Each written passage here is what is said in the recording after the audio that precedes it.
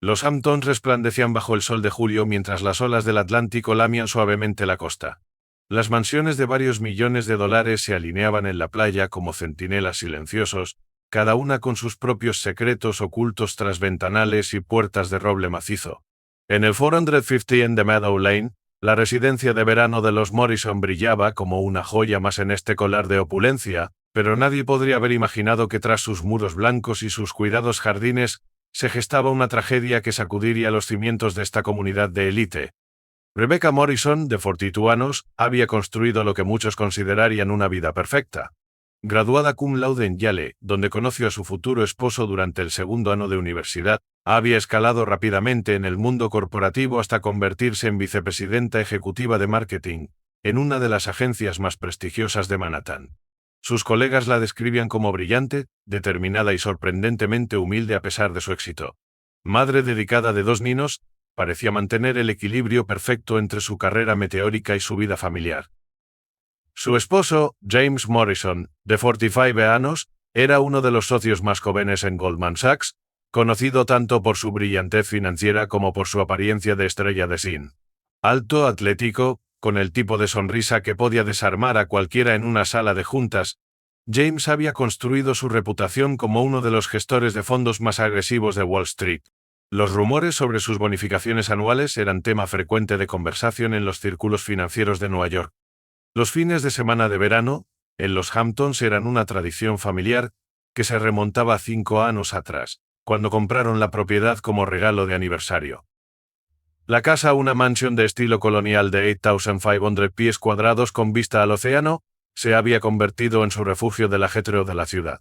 Para sus hijos, Emma de 8 años y Lucas de 5, era su paraíso personal, con una piscina infinita que parecía fundirse con el horizonte y un muelle privado desde donde podían pescar con su padre en las tardes de verano. El verano de 2023 prometía ser especialmente ocupado para Rebecca. Su agencia había ganado la cuenta de una importante firma farmacéutica británica, un contrato de $50 millones que requería frecuentes viajes a Londres. Esto significaba que necesitarían ayuda adicional con los niños, especialmente durante los meses de verano, cuando las escuelas estaban cerradas. Rebecca siempre fue muy meticulosa con todo lo relacionado con los niños, recordaría más tarde Caroline Thompson, su asistente personal durante los últimos 3 años. Cuando comenzamos a buscar una niñera para el verano, revisó personalmente más de 50 aplicaciones. Quería a alguien que no solo cuidara de los niños, sino que también pudiera enriquecerlos educativamente. La solución llegó en forma de una joven de 23 años llamada Sofía Martínez. En papel, parecía la candidata perfecta, graduada reciente en educación infantil de la Universidad de Boston, con un minor en psicología del desarrollo, cartas de recomendación brillantes de familias prominentes de Boston y Nueva York, y un currículum que incluía trabajo voluntario en programas educativos en América Latina. Sofía llegó a los Hamptons a principios de junio, trayendo consigo una energía fresca y un entusiasmo contagioso. Con su cabello negro azabache, ojos color miel y una sonrisa que iluminaba cualquier habitación, rápidamente se ganó no solo a los niños, sino también a todo el personal de la casa y a los vecinos. Había algo magnético en ella. Recordaría a Martha Jennings, la vecina de al lado. Tenía esa cualidad especial que hace que quieras confiar en ella inmediatamente. Ahora, mirando hacia atrás, me doy cuenta de que esa era precisamente su arma más peligrosa. Los primeros meses transcurrieron sin incidentes. Sofía demostró ser todo lo que prometía, los niños la adoraban, la casa funcionaba como un reloj suizo, y Rebecca podía concentrarse en su trabajo, sabiendo que su familia estaba en buenas manos.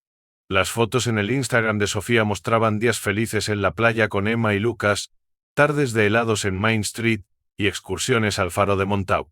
La perfecta niñera de verano para una familia perfecta.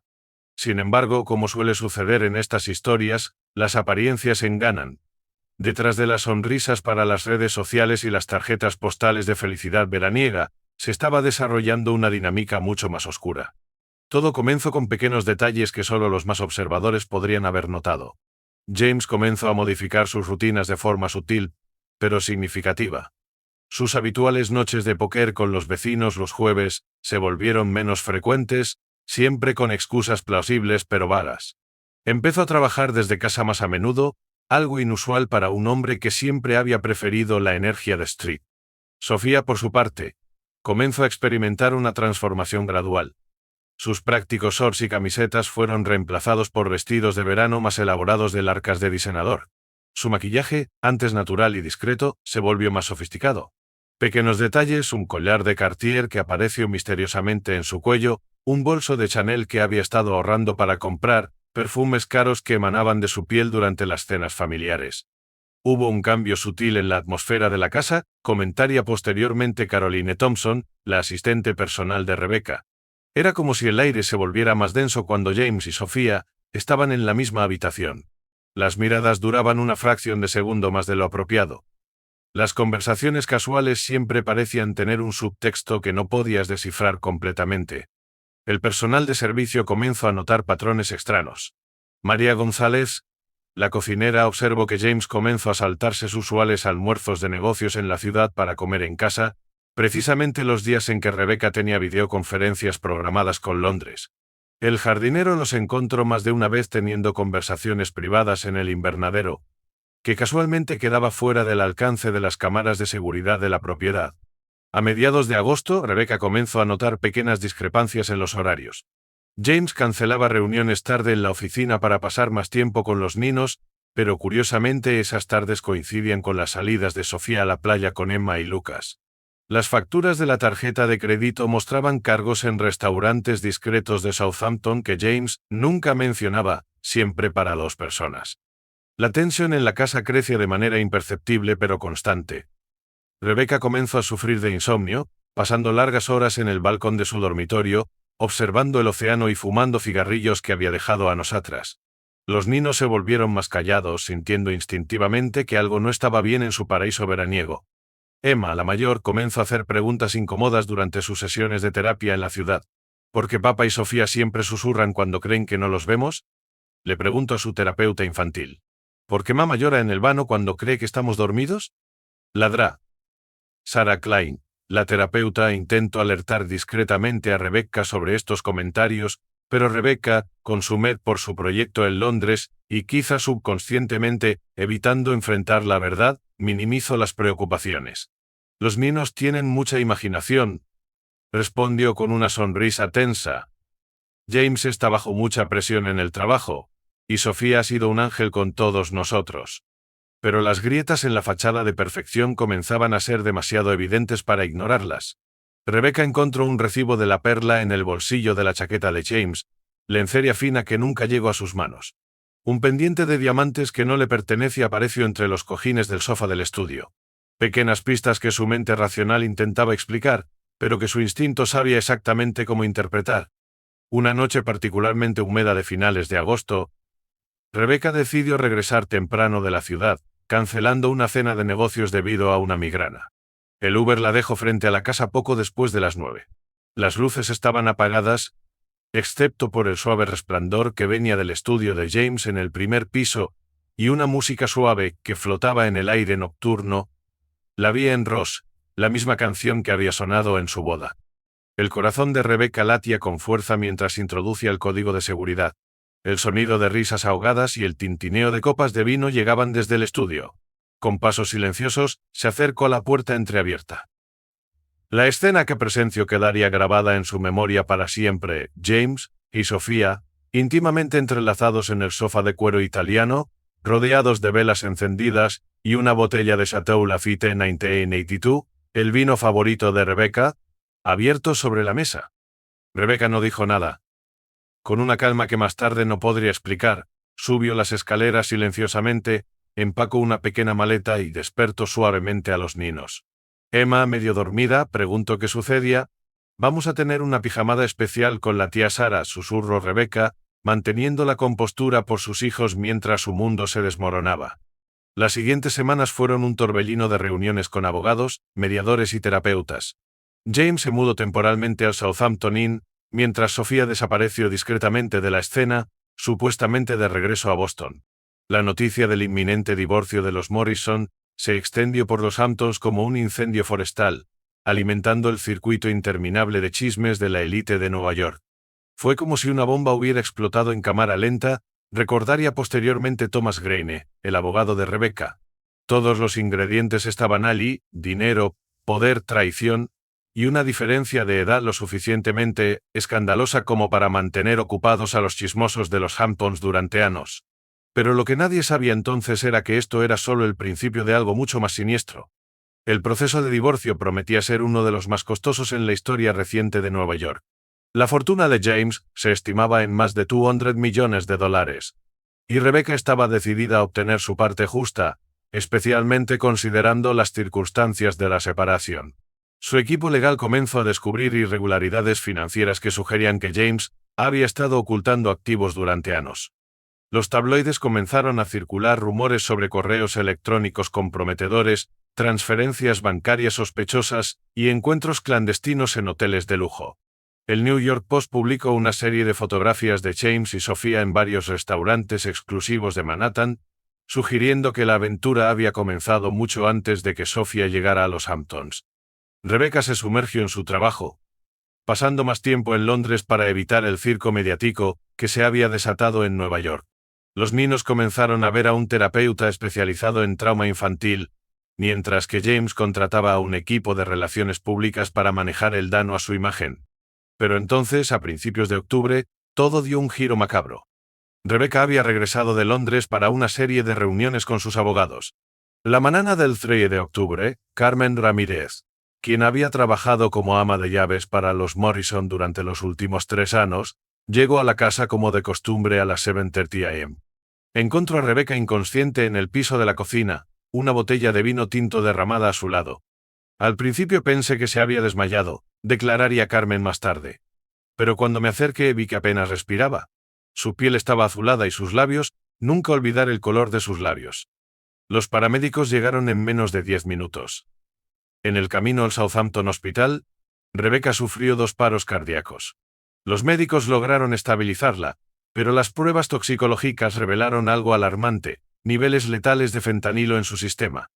El detective Marcus Rodríguez, veterano del Departamento de Policía de Southampton con 20 años de experiencia en homicidios, tomó el caso. Desde el momento en que vi los resultados toxicológicos, supe que esto no era un accidente, explicaría más tarde. El fentanilo no es algo que encuentras casualmente en una mansión de los Hamptons, y la cantidad en su sistema era demasiado precisa para ser coincidencia. La investigación reveló rápidamente que la botella de vino había sido manipulada. Análisis forenses detectaron marcas microscópicas en el corcho que indicaban que había sido removido y reemplazado. El vino mismo contenía una concentración letal de fentanilo, mezclado de manera experta para ser indetectable al gusto. Quien hizo esto sabía exactamente lo que estaba haciendo, comentaría el Dr. Lawrence Chen, toxicólogo forense. La dosis fue calculada con precisión casi matemática. Un poco más, y la muerte habría sido instantánea. Un poco menos, y podría haber sobrevivido sin secuelas graves. Era como si el perpetrador quisiera asegurarse de que sufriera. La investigación tomó un giro inesperado cuando los detectives comenzaron a profundizar en el pasado de Sofía Martínez. Sus credenciales, que habían parecido impecables durante el proceso de contratación, comenzaron a desmoronarse bajo el escrutinio policial. La Universidad de Boston no tenía registro de ninguna Sofía Martínez graduada en educación infantil. Las cartas de recomendación, aunque escritas en papel membretado legítimo, resultaron ser falsificaciones expertamente realizadas. Las familias que supuestamente la habían empleado en Boston o bien no existían o negaban haberla conocido. Fue como si estuviéramos persiguiendo a un fantasma, explicaría el detective Rodríguez. Cada pista que seguíamos nos llevaba a otra identidad falsa, otro conjunto de documentos fraudulentos, otra vida cuidadosamente construida. Finalmente, a través de un análisis biométrico de sus fotografías y una coincidencia parcial de huellas dactilares, los investigadores descubrieron su verdadera identidad: Sofía Ramírez, una estafadora profesional con una historia criminal que se extendía por 3 países. Había estado involucrada en al menos 5 casos similares de fraude romántico en los últimos 6 años, aunque nunca había llegado al extremo del intento de asesinato. Lo más perturbador fue el descubrimiento de su conexión con una clínica médica en Manhattan. Bajo el nombre de Elena Santos, Sofía había trabajado como técnica de laboratorio durante 6 meses antes de comenzar su empleo con los Morrison. La clínica había reportado la desaparición de pequeñas cantidades de fentanilo durante ese periodo, pero las cantidades eran tan mínimas que no habían levantado sospechas significativas. Los investigadores encontraron un apartamento en Brooklyn, alquilado bajo otro nombre falso, que Sofía había estado utilizando como base de operaciones. El lugar era un tesoro de evidencia, equipos para falsificar documentos, múltiples pasaportes con diferentes identidades y, lo más incriminatorio, un diario detallado de sus planes. El nivel de premeditación era asombroso, comentaría la fiscal del distrito, Sarah Whitman. Había estado investigando a los Morrison durante más de un año antes de postularse como niñera. Sabía su rutina, sus preferencias, incluso los problemas en su matrimonio antes de entrar en sus vidas. Pero la verdadera bomba estalló cuando los investigadores comenzaron a seguir el rastro del dinero. James Morrison había estado realizando transferencias sustanciales a una serie de cuentas en las Islas Caimán durante meses. Las cuentas aparentemente inconexas todas conducían eventualmente a una empresa fantasma vinculada a Sofía. Los mensajes de texto recuperados del teléfono de Sofía revelaron una conspiración que iba más allá del simple romance ilícito. James y Sofía habían estado planeando el asesinato de Rebecca desde casi el principio de su relación. «Necesitamos actuar antes de que finalice el divorcio», escribió James en un mensaje fechado 3 semanas antes del envenenamiento. «Una vez que ella obtenga su parte, todo habrá sido en vano». La respuesta de Sofía fue igual de incriminatoria: «Tengo lo que necesitamos. Solo asegúrate de que esté sola en casa ese día. Los niños no pueden estar cerca cuando suceda». Los investigadores descubrieron que James había contratado discretamente a un abogado especializado en derecho internacional y había comenzado a transferir activos a jurisdicciones con leyes de extradición débiles. Había comprado una villa en las Islas Vírgenes bajo un nombre falso y había estado investigando países que no tenían tratados de extradición con los Estados Unidos. Era un plan elaborado con una precisión casi clínica, explicaría más tarde el fiscal adjunto Michael Turner. Morrison pretendía usar el periodo de duelo para transferir la mayor parte de sus activos al extranjero, antes de que alguien pudiera cuestionar los movimientos financieros. Para cuando alguien empezara a hacer preguntas, el dinero habría desaparecido. El testimonio más devastador vino de una fuente inesperada: Emma, la hija de 8 años de los Morrison. Aunque inicialmente los abogados y psicólogos se mostraron reacios a que testificara, su declaración, realizada a través de un circuito cerrado de televisión para evitar el trauma de enfrentar a su padre en la corte, resultó ser crucial. Emma describió con una claridad sorprendente para su edad cómo había visto a Sofía en la cocina la mañana del envenenamiento. «Estaba poniendo algo en la botella de vino de mamá», declaró la nina. «Cuando le pregunté qué era, me dijo que eran vitaminas especiales para hacer que mamá se sintiera mejor porque estaba muy estresada por el trabajo». La nina también reveló conversaciones que había escuchado entre su padre y Sofía en las semanas previas al incidente. «Papá y Sofía hablaban mucho cuando creían que Lucas y yo estábamos dormidos», testificó Emma. «Una noche los escuché hablar sobre irse a vivir a una isla donde nadie los encontraría. Sofía dijo que primero tenían que encargarse de un problema, y papá dijo que todo estaría resuelto pronto». El testimonio de Emma fue corroborado por evidencia física encontrada en la casa de los Morrison. Rebecca, en medio de su creciente paranoia sobre el comportamiento de James, había instalado discretamente cámaras de seguridad adicionales en toda la casa meses antes. El sistema de grabación oculto en un panel falso en su vestidor había capturado a Sofía entrando a la casa la mañana del envenenamiento, usando una llave que supuestamente había devuelto semanas antes. Las imágenes mostraban claramente a Sofía manipulando la botella de vino, tomando precauciones para usar guantes y limpiar cualquier evidencia. También se capturó una conversación telefónica entre ella y James momentos después, donde confirmaba que todo estaba listo. «Fue un golpe de suerte extraordinario», admitiría el detective Rodríguez. Sin esas grabaciones y el testimonio de Emma, esto podría haber quedado como otro misterioso accidente en los Hamptons. No sería la primera vez que una muerte sospechosa en esta comunidad queda sin resolver. La evidencia forense respaldaba la narrativa. Los investigadores encontraron residuos de fentanilo en el apartamento de Sofía en Brooklyn, junto con documentos falsos y equipos para fabricar identificaciones. En su computadora portátil, encontraron un documento detallado titulado Plan B, que delineaba paso a paso cómo escapar del país si algo salía mal, incluyendo rutas de escape, contactos en varios países y ubicaciones de documentos falsos de respaldo. James Morrison fue arrestado mientras intentaba abordar un vuelo privado a las Bahamas, desde un pequeño aeropuerto en New Jersey. Tenía consigo más de $500,000 en efectivo y varios pasaportes falsos. Sofía fue capturada 48 horas después en un motel de carretera cerca de la frontera canadiense, también con múltiples identidades falsas y una considerable cantidad de dinero en efectivo. El análisis psicológico de Sofía reveló un perfil inquietante. Era una sociópata consumada, explicaría el Dr. Michael Bennett, psiquiatra forense que la evaluó. Su capacidad para manipular y su falta total de empatía eran extraordinarias.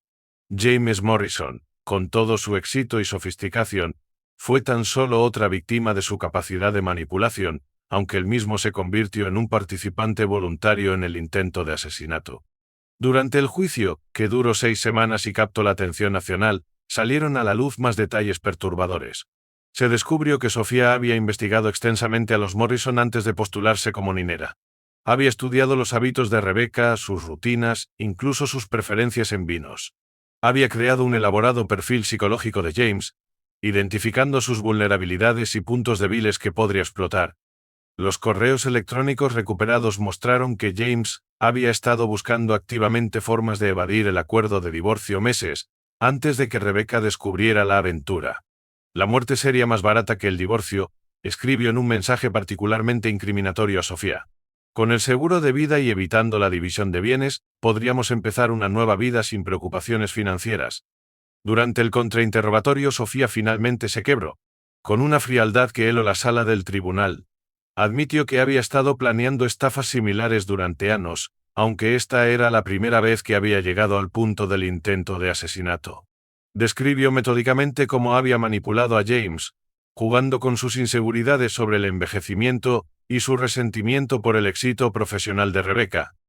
James fue fácil, declaró Sofía en el estrado, con una sonrisa que los presentes describirían más tarde como inquietantemente serena. Un hombre de mediana edad con una crisis existencial y más dinero que sentido común. El verdadero desafío era Rebecca. Era demasiado inteligente, demasiado observadora. Sabíamos que teníamos que actuar antes de que descubriera más. Por su parte, James Morrison mantuvo su inocencia hasta el final, intentando culpar a Sofía de todo. Alegó que había sido manipulado, que no sabía nada del plan para envenenar a Rebecca. Sin embargo, los mensajes de texto, los registros financieros y las grabaciones de las cámaras de seguridad contaban una historia diferente. El impacto en la comunidad de los Hamptons fue profundo. Estas cosas no pasan aquí, comentó Martha Jennings. O al menos eso es lo que nos gusta pensar. Pero el dinero puede hacer que la gente haga cosas terribles.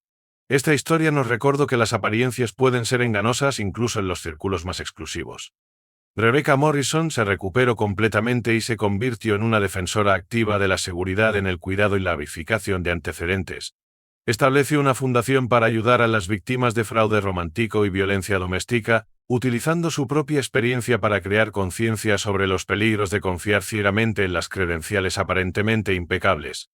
Lo más difícil fue explicárselo a los niños, diría Rebecca en una entrevista posterior con el New York Times. ¿Cómo le explicas a un niño que su padre conspiró con su niñera para matar a su madre? No hay manual para eso. Emma y Lucas tendrán que lidiar con este trauma durante años, y eso es quizás el mayor crimen de todos. El caso Morrison Ramírez, como se conocería más tarde, estableció varios precedentes legales importantes en cuanto a la verificación de antecedentes para trabajadores domésticos y la responsabilidad de las agencias de colocación. También llevó a cambios significativos en las leyes que regulan la contratación de personal doméstico en el estado de Nueva York. El juicio concluyó en diciembre de 2023. El jurado deliberó durante apenas 6 horas antes de emitir su veredicto. Sofía Ramírez fue declarada culpable de intento de asesinato en primer grado, conspiración, fraude y múltiples cargos de falsificación de identidad. Fue sentenciada a 25 años en prisión sin posibilidad de libertad condicional temprana. James Morrison fue declarado culpable de conspiración para cometer asesinato en primer grado y varios cargos de fraude financiero. El juez, citando la naturaleza calculada del crimen y la traición a su familia, lo sentenció a 30 años de prisión. Este caso nos recuerda que el mal puede ocultarse tras las fachadas más respetables, declaró el juez Harrison al dictar sentencia. El señor Morrison no solo traicionó sus votos matrimoniales, sino también la confianza sagrada que un padre debe tener con sus hijos. En cuanto a la señorita Ramírez, su manipulación calculada y su disposición a destruir una familia por ganancia personal representan lo peor de la naturaleza humana. Hoy en día la mansión del 450 en The Meadow Lane permanece vacía, un recordatorio silencioso de cómo el privilegio y la codicia pueden convertirse en una fórmula letal cuando se mezclan con la manipulación y el engaño. Las olas siguen lamiendo la costa de los Hamptons, pero para aquellos que conocen la historia, El brillo de este paraíso de verano nunca volverá a ser el mismo.